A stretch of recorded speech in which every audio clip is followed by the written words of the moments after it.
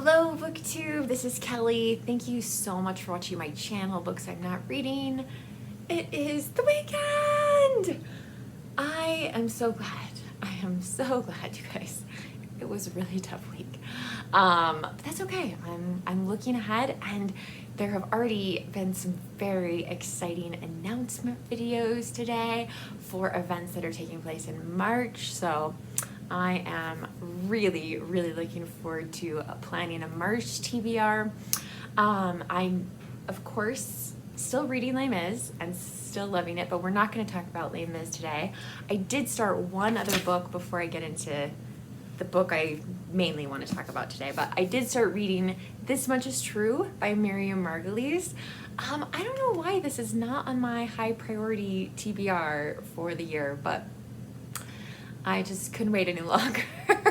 So I think this actually came out in the States last year. So, and it is, I'm only about 50 pages in, but it's good to know that Miriam Margolyes has always, stayed true to herself. Like she was the same as a child as she is as an adult. Anyway, so I'm getting a huge kick out of it. It's not a great book to read in bed laying down, but nonetheless, it's a great read. So that's been a lot of fun. The book I really want to talk to you guys about, I finished last Sunday, and that is Chaim Potok's My Name Is Asher Lev.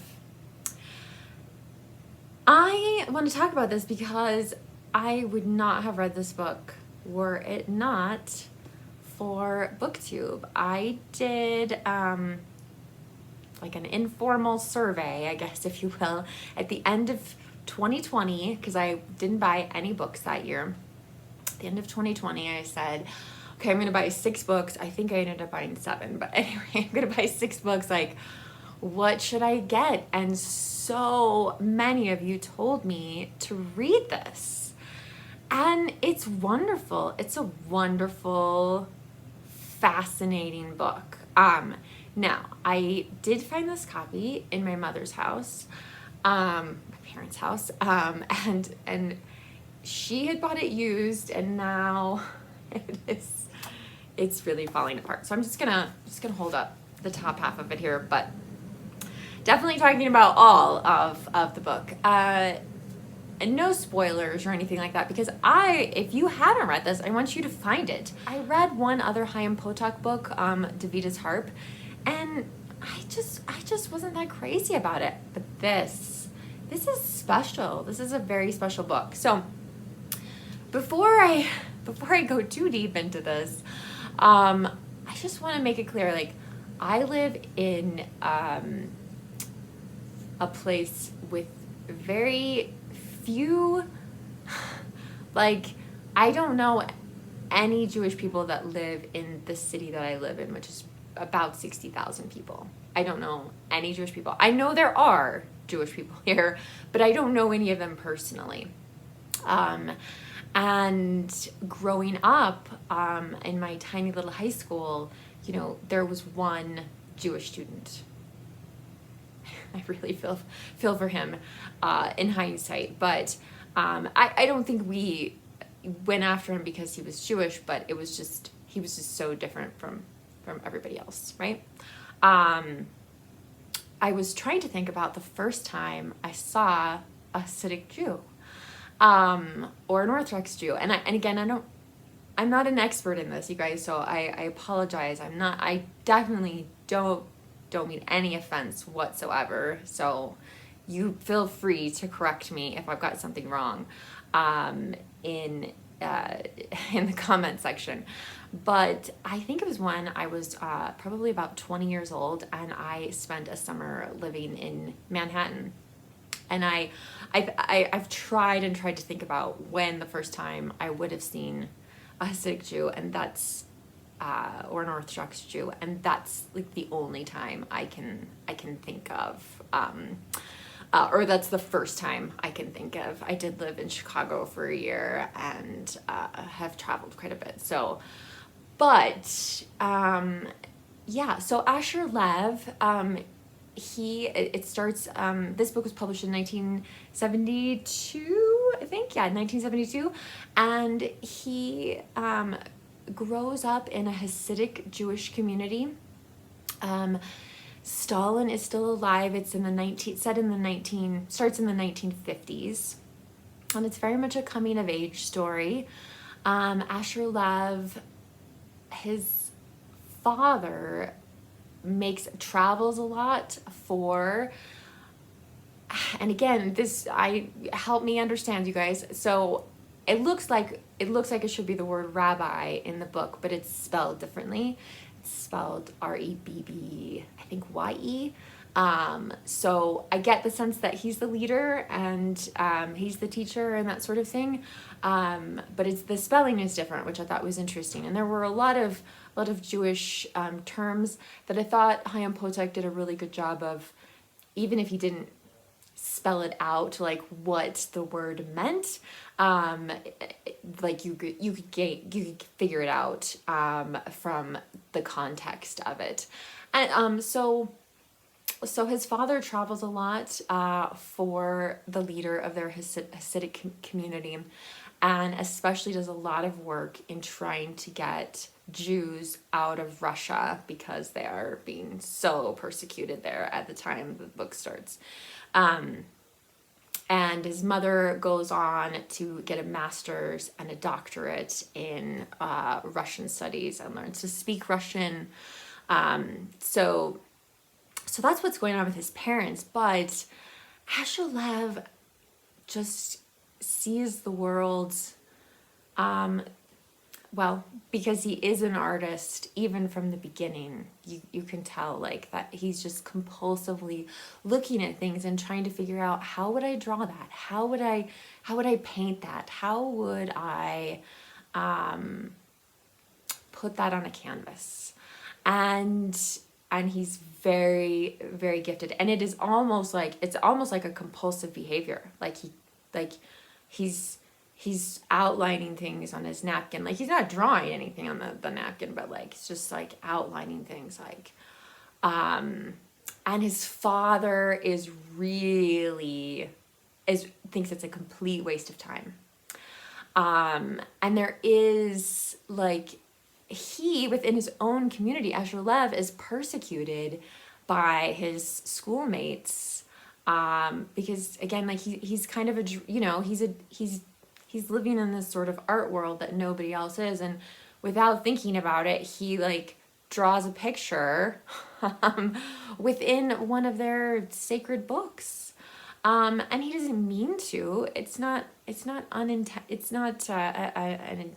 something that he does intentionally. It's just how his brain operates, is how it works. And the next thing he knows, there's a picture in the book, and he does not remember drawing it, but he did.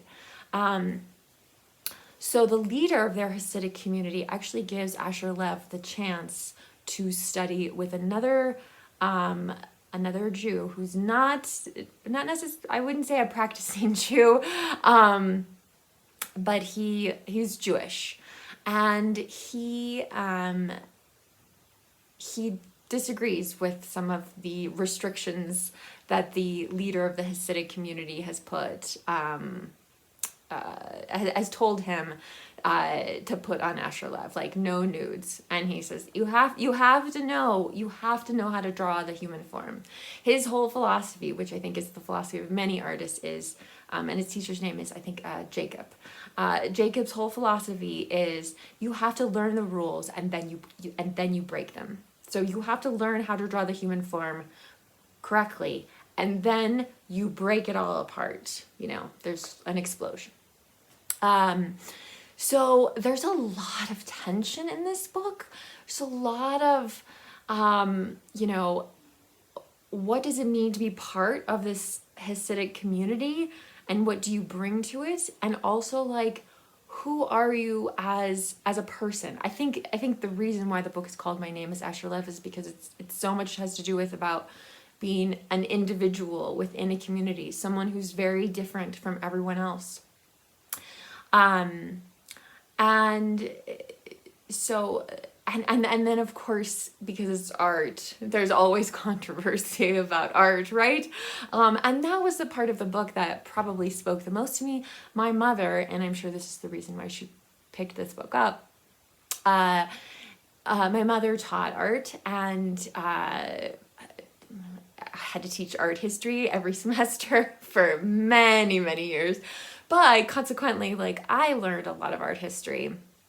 I actually took an art history class in college, and I was so disappointed by my teacher. My mother was a much, much better teacher than my college professor when it came to art history.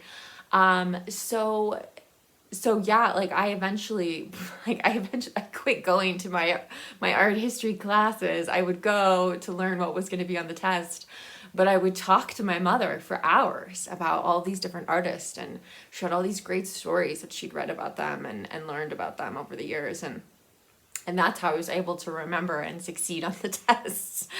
It was really a combined effort, I guess, maybe, but yeah, so I really enjoyed hearing about, Asher Lev goes to a museum. I think he's gone a few times by himself, and eventually there's this tremendous scene. He takes his mother with him to the museum, and they're standing in this room, and you have no idea what's on the walls, and he's like, I don't understand what these pictures are about. And his mother is just freaking out. She is so uncomfortable, and she was like, I will talk to you about this outside. And they're all paintings of the crucifixion.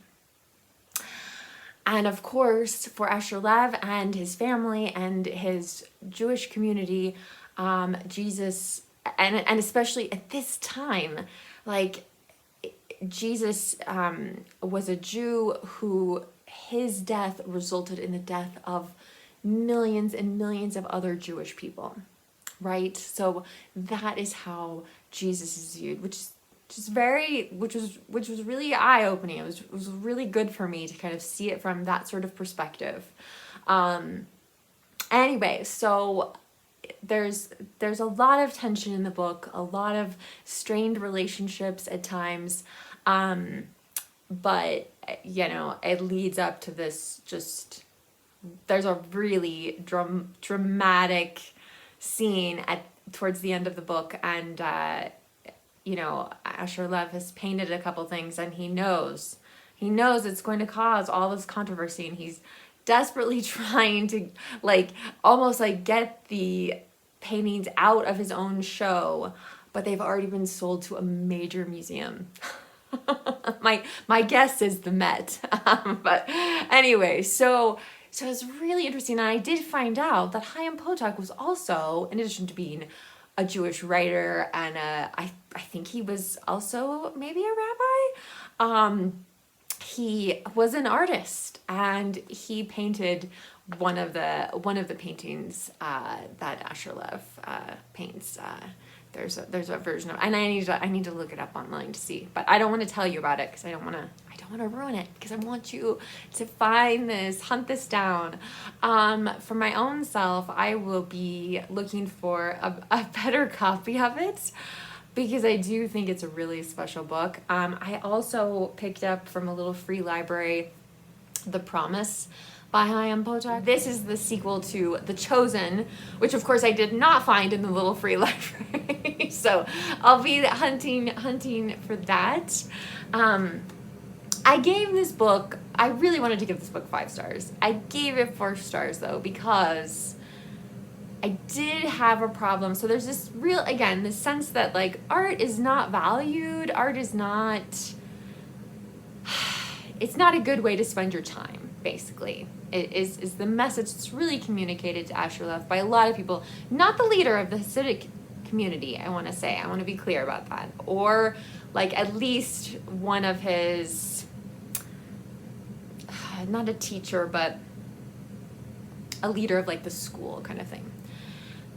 So, but there is a Jew in his community who was rescued by Asher Lev's father from Russia, and he he ends up owning like a stationery store that sells art supplies. And that was great for Asher because then he had access to all that stuff.